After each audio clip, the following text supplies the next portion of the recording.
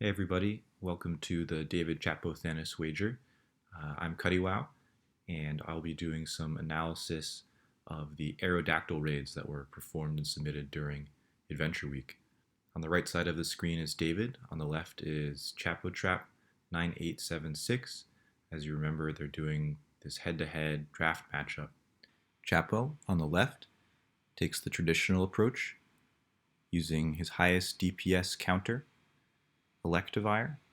He's going to try to squeeze as much TDO out of this Electivire as he can before relying on the Luxray. David is taking a different approach, what I call the X plus Lugia approach. You can use this when one of your counters is somewhat bulkier than the other. So you lead with the less bulky one, tank moves, try to convert as much of that damage into energy as you can, and then when you get to the bulkier one, you only have to dodge some of the charge moves and can convert some of that energy into damage output as well. Deoxys plus Lugia, for example. David's about to get to Electivire. He's gotten great performance from Luxray. Ends right after a wild charge, feints right after a wild charge without dodging at all. That's fantastic. Meanwhile, on the left, Chapo is still going with Electivire. 9 wild charges, 10 wild charges. This is actually a phenomenal run.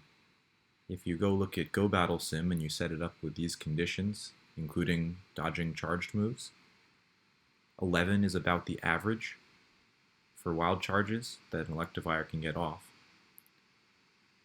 As you can see, he hits 13. That's really astonishing. That's fantastic TDO from Electivire. Now into Luxray.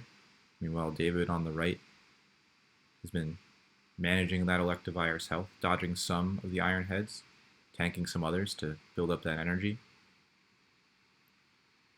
Chapo on the left gets a little bit unlucky here, having to end with sparks instead of wild charges. And that's it, the raids are over. Chapo with 77 seconds left, David with 79. You can go back and pause it, make sure we got the correct times. They both won.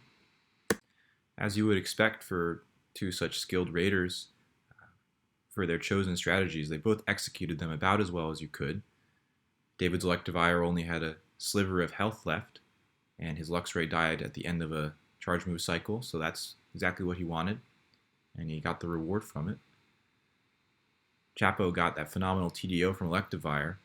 Unfortunately for him, he had to do a lot more dodging than David did, and that's just down to the moveset on the boss. Chapo found one, you can only find one with Ancient Power in Rain.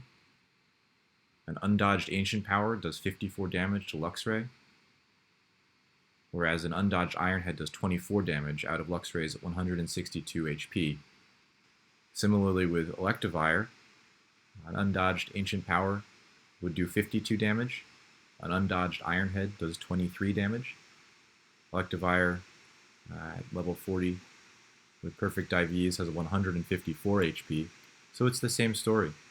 Chapo was stuck doing all that dodging, which slowed him down a little bit, particularly because Ancient Power is a 3-bar move, not a 2-bar move. If you figure half a second per dodge, that's just 4 dodges, the difference between the two raids. So hopefully on future raids, they'll be able to match up against the same moveset in the same weather, and we'll be able to get a little bit more of a direct comparison. Thanks for watching, and we'll see you next time.